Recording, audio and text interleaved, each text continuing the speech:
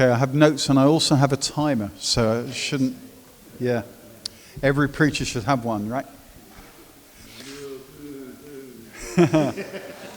Okay, name some things you love. I'll go first. Football, sushi. Fiona, what do you love? Okay, birdsong and cogs. Anyone else? Your wife, excellent answer. Who else?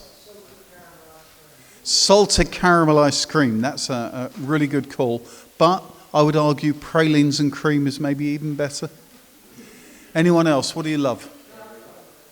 Sorry? Dark chocolate. Interesting. And you said? Oh, okay. Oh, there must be something you love. Seaside is a great answer. All right. Okay, Neil. Sorry, Fiona. Curry.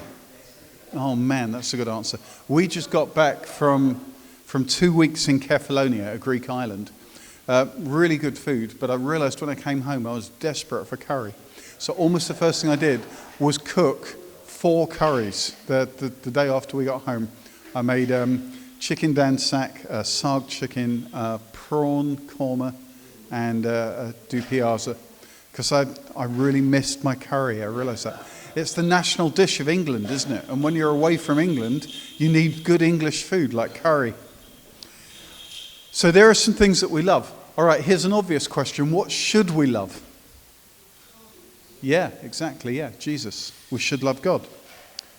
Interesting. And yet we listed all these other things. Let's read some very familiar words. This is in Matthew's Gospel, chapter 22. An expert of the law tested Jesus with this question: which is the greatest commandment in the law? Jesus answered, love the Lord your God with all your heart and with all your soul and with all your mind. This is the greatest commandment. And the second is like it: love your neighbor as yourself. Now, it's interesting how often you talk to people, they like to jump straight to the second half of that. Especially when you talk to non-Christians and they say, oh, you know, I might not be a Christian, but I respect the wisdom of the teaching of Jesus, that the most important thing is to love your neighbor as yourself. Jesus says it's the second most important thing.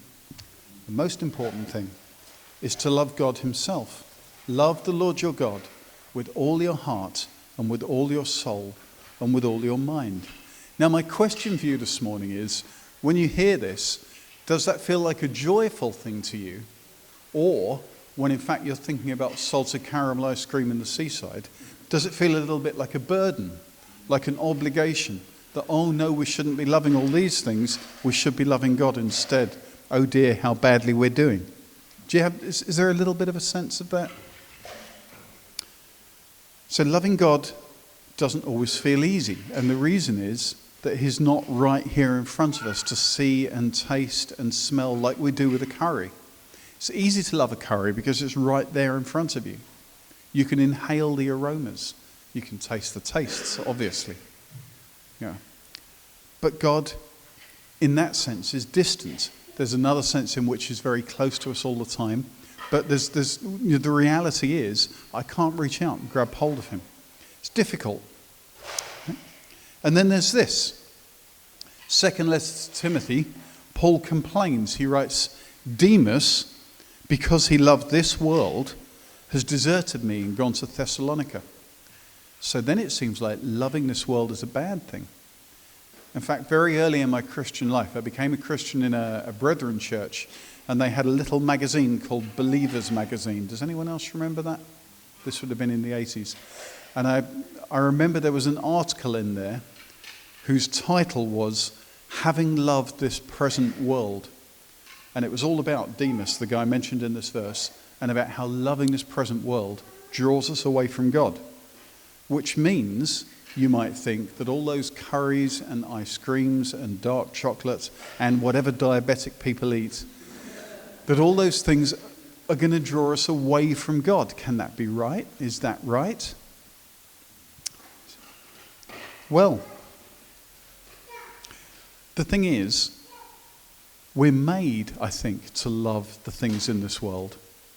So you would have to say, is there a contradiction there? God has made us the way we are, and it's in our nature to love good food and good drink and enjoyable ways of spending our time. So I think the issue here is not that we shouldn't love all these things, and I'm going to argue shortly that we very much should love them all, but that we need to love God more than we love these other things. Or to put it another way, to love the giver more than we love the gifts. But how are we going to do that? Well, one path is that we should try to love these other things less, so that how much we love God is more than that. So here's how we would do this. We would enjoy our food less, maybe by eating Ryvita instead of real food. Or probably someone loves Ryvita out here. What food does no one like? Oh, tofu. Right, we could... Don't tell me someone here loves tofu. Oh, okay. Beetroot. No one likes beetroot, do they? All right, poison. Who likes eating poison? Okay. So we could make ourselves enjoy food less by eating food that we like less. Or we could enjoy our work less by doing work that we don't like. Or, those of us who are married, we could enjoy our marriages less by not spending time with our spouse or by becoming sarcastic and bitter with them. Do these seem like good ideas? Right, so this can't be the answer. It can't be that the way to love God more than the things of this world is by loving these things less. And the reason that's not the answer, and this is really my key point here, is that every good thing that we enjoy in this earth is good because it's a gift from God. It's a gift of God that comes from Him because of His generosity, and also that reveals to us something of His character. Now, if you don't believe me, you might believe these people. The Apostle James writes, "Every good and perfect gift is from above, coming down from the Father of heavenly lights." Now that means salted caramel ice cream. And if you don't believe James, you might believe John, who writes, "Through Christ all things were made. Without Him nothing was made that has been made." See, it all comes from God. And that means the seaside. And if you don't believe John, you might believe Paul, who wrote to Timothy, and this is a verse I used last time I was preaching here, if you may remember. God, it says, who richly provides us with everything for our enjoyment. What a rich verse that is. You know, it's not just saying, he could have said, God who gives us everything that we need. That would have been true, but he's saying much more than that. He's saying God gives us for our enjoyment. And feel the texture of this passage from Psalm 104. You cause the grass to grow for the livestock and plants for people to use. You allow them to produce food from the earth, wine to make them glad, or in some translations, wine that makes glad the heart of man. Olive oil to soothe their skin, and bread to give them strength. Now, do you feel that the writing of that is not just a statement of God gives us the things we need to live? It's talking about an abundance, a generosity, a goodness of life. Right? It's not just stuff you can eat that'll keep you going. It's fresh, crusty bread. It's olive oil. It's wine. So God is not just about supplying our needs, but also about feeding our senses, because God wants to bless us. He makes life not just a matter of survival, but of living. So for that reason, we very much don't want to love God's gifts less. And all the things that we listed at the beginning and that I've come back to from time to time, I feel that we very much should enjoy those and recognize them as being what they are, as being gifts from God. So if God has given us all these things to enjoy, and that's His intention, does it mean that actually we're free to go our own way and just enjoy the things we enjoy and call it done? No, it doesn't. And I'm going to tell you why in the words of the only major 20th century Christian writer who was named after a kind of office supplies. And I'm referring, of course, to C.S. Lewis, whose S stands for Staples. And if you don't believe me, you can look that up. It's true. His middle name is Staples. Clive Staples Lewis, in an essay titled First and Second Things, writes this: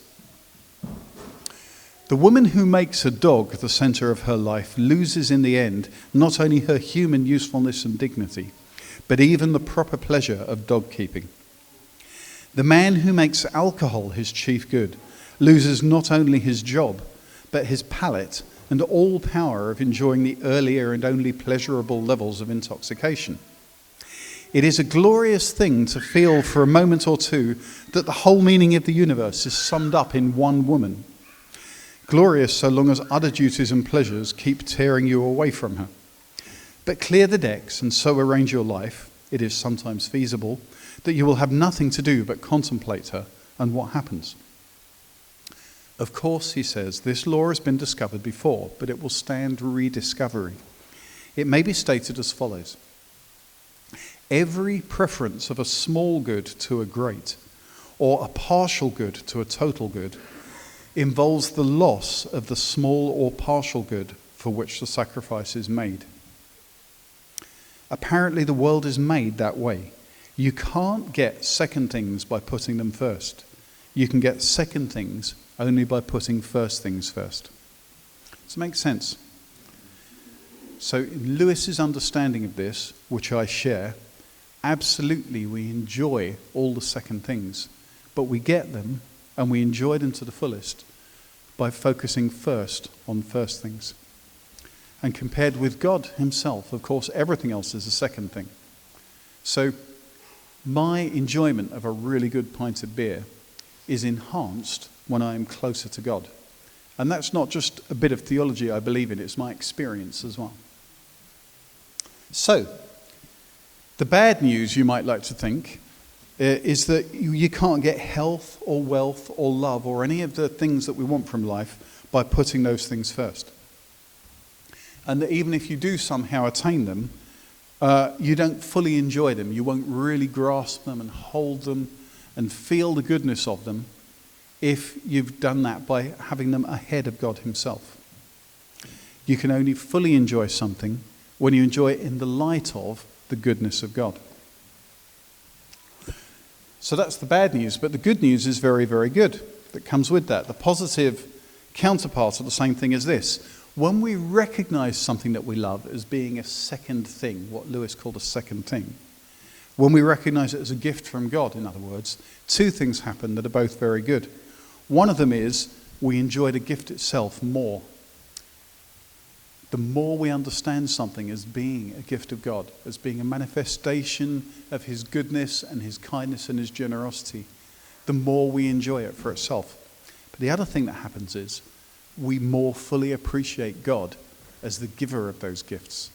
So as we enjoy all these other things, when we understand what they are, when we understand that they're gifts of God, when we understand that they're second things and not first things, what happens is that we more deeply understand and more deeply love the God who gave them to us. So let me give you some examples. I mentioned marriage, or any family relationship really, is among other things a celebration of the fact that God has made us relational beings, has given us the ability to relate together, and for a group of us or a pair of us to be more than the sum of the parts. Work that we do for our jobs is a celebration of a sort of dignity that God has given us, of allowing us to be co-workers with him and of contributing to our own lives and the lives of those around us. Football, I mentioned earlier, is, among other things, it's a celebration of the fact that there's something generous, I think, about using your physicality and your skills and your time to do something that has no real meaning. And although I love football, I know it doesn't matter. That's part of the joy of it.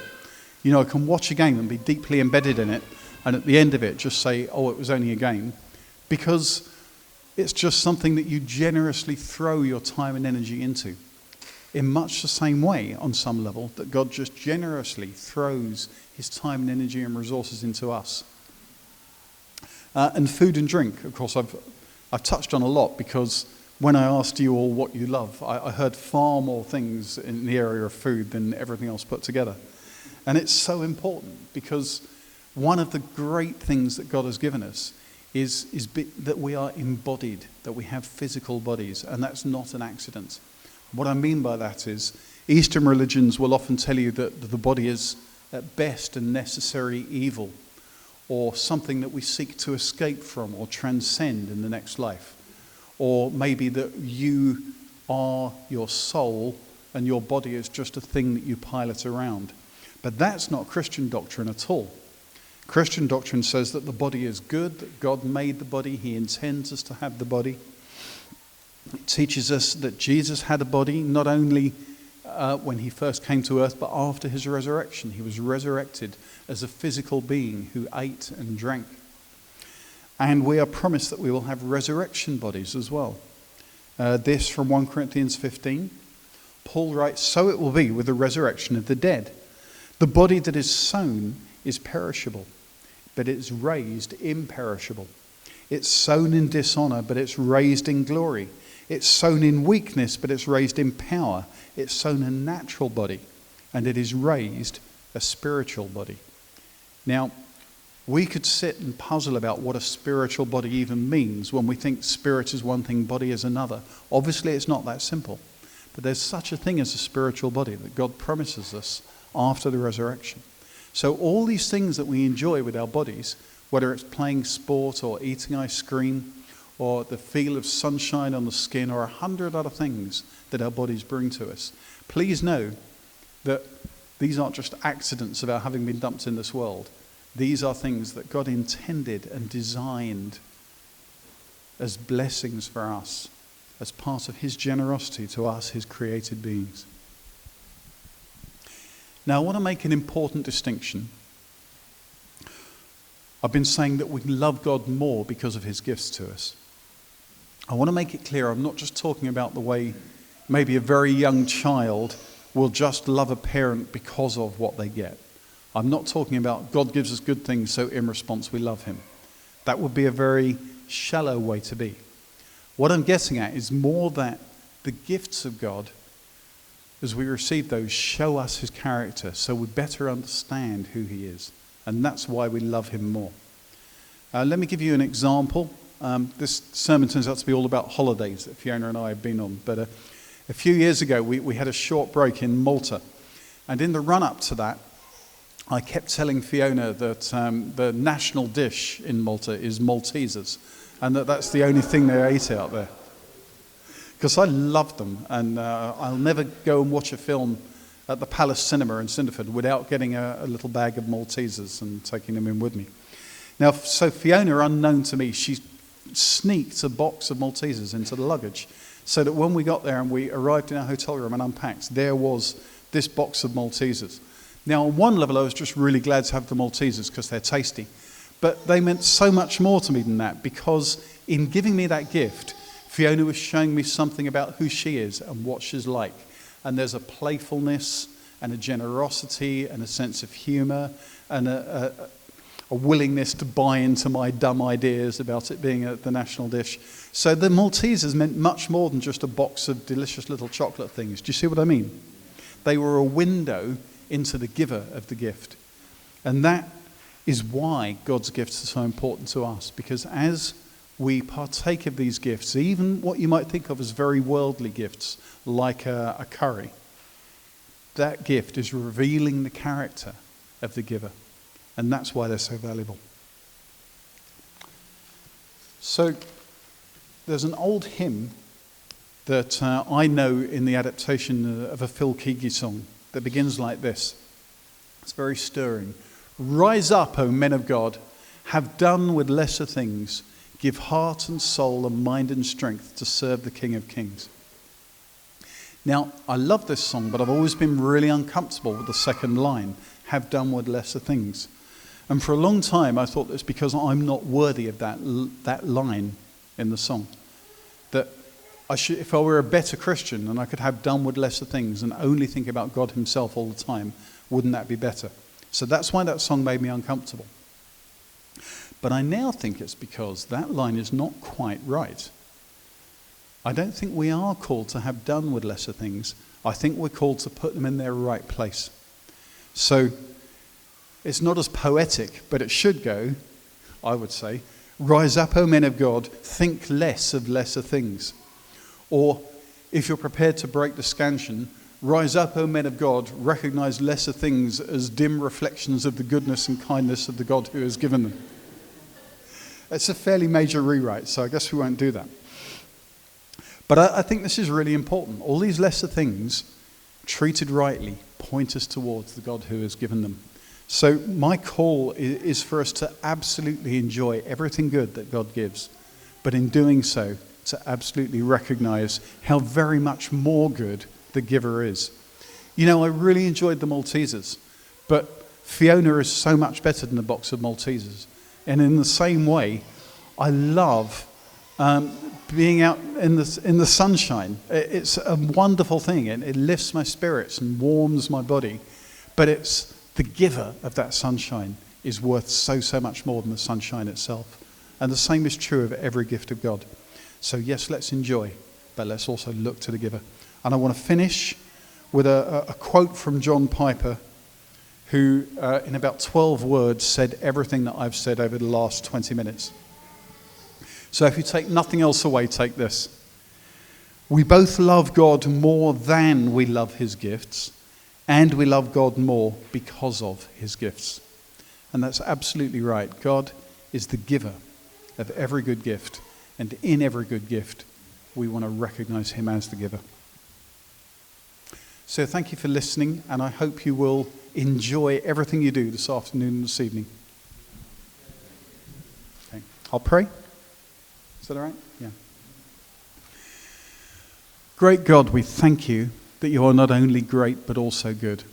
And from the bottom of our hearts, we thank you that you've given us these embodied lives on earth with all the pleasures that come from living here on earth.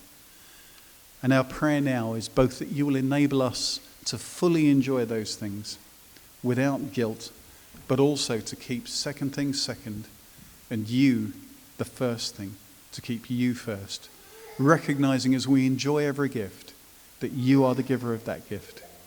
Knowing in our hearts who you are.